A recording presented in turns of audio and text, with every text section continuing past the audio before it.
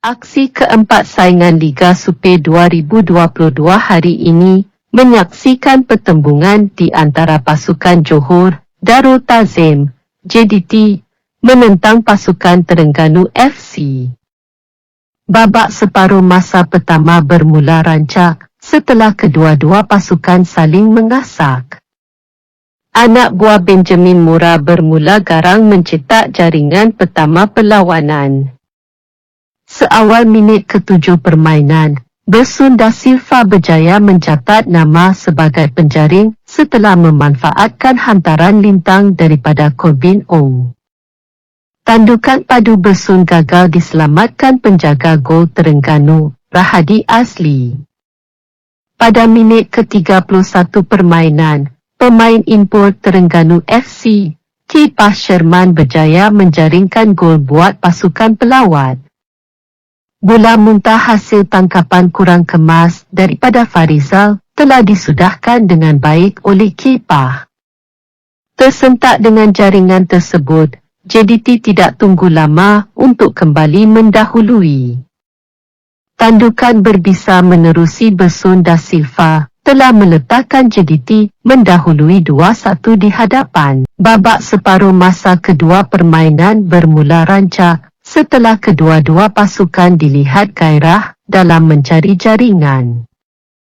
Pasukan tuan rumah dilihat lebih banyak menguasai permainan dan mengatur serangan.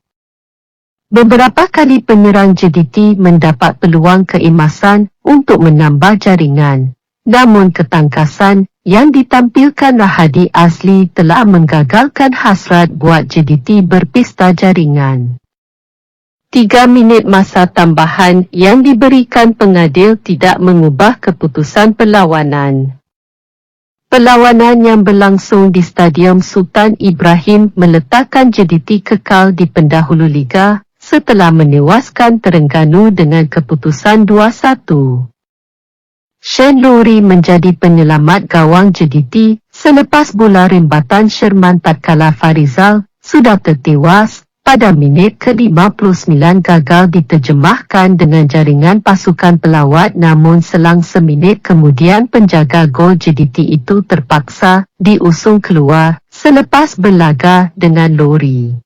Walaupun usaha tuan rumah untuk menambah jaringan, tapi beberapa peluang yang dimiliki Bersun gagal diterjemah dengan jaringan dan kedudukan 2-1 yang memihak skuad Harimau Selatan kekal sehingga tamat perlawanan. Pertembungan Liga Super 2022 hari ini menyaksikan pasukan Selangor melayan kunjungan pasukan Kedah Darul Aman di Stadium MBPJ, Kelana Jaya. Anak buah Michael Faghtenbiner berjaya mencatatkan keputusan positif, mencatat kemenangan pertama dalam saingan Liga musim ini. Separuh masa pertama menyaksikan Selangor FC mendahului 2-0 di hadapan hasil daripada jaringan Mukhairi Ajmal dan Kayun.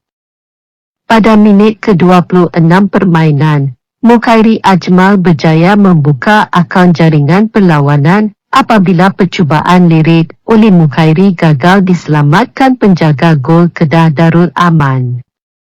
Pemain import Selangor FC, Kayun pula mencatatkan nama sebagai penjaring pada minit ke-34 permainan. Keadaan kucar-kacir yang berlaku di bahagian pertahanan Kedah telah dimanfaatkan sebaik mungkin oleh Kayun. Separuh masa kedua perlawanan bermula dengan rancak apabila kedua-dua pasukan saling bertukar hantaran dan menggandakan asakan. Walaupun banyak percubaan yang dicipta menerusi pasukan pelawat, anak buah Aidil Syahrin dilihat masih buntu dalam mencetak jaringan. Percaturan Michael Faghtenbiner dengan memasukkan Nur Hakim Hassan telah membuahkan hasil apabila pemain sayap itu berjaya mencetak jaringan pada minit ke-86 permainan.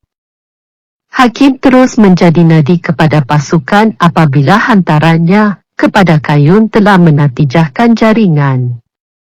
Kayun yang berjaya melepasi kawalan pemain Kedah Darul Aman telah melepaskan satu rembatan kencang ke gawang.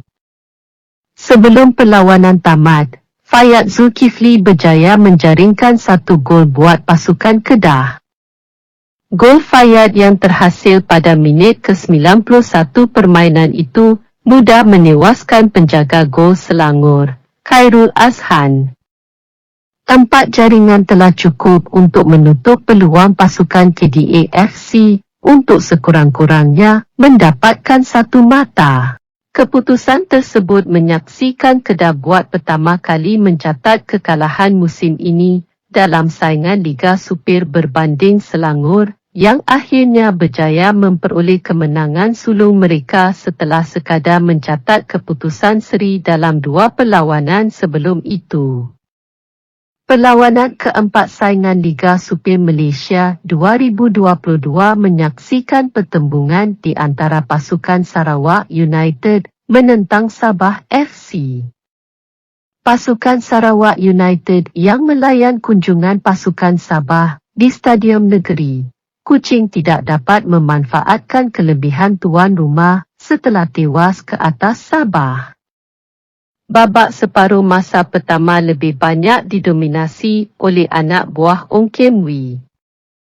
Gerakan serta serangan yang diatur pasukan Sabah dilihat lebih teratur dan banyak percubaan yang menguji ketangkasan penjaga gol Sarawak United, Syarbini Alawi. Bagaimanapun separuh masa pertama tamat dengan keputusan seri setelah kedua-dua pasukan buntu tanpa jaringan. Menjelang babak kedua permainan, pasukan tuan rumah pula menggandakan asakan. Anak buah B. Satyanathan dilihat banyak merencanakan asakan bermula daripada bahagian sayap kiri. Namun kekebalan dan disiplin yang ditunjukkan pasukan Sabah telah mematahkan setiap serangan pasukan tuan rumah. Pada minit ke-79, hadangan dan kekasangan yang dilakukan oleh Gonzalo Soto terhadap penyerang pasukan Sabah, Neto Pessoa, telah memberi sepakan penalti buat pasukan pelawat. Kapten pasukan Sabah, Badrul Bakhtiar, menyempurnakan sepakan penalti dengan baik dan berjaya menewaskan Syarbini Alawi.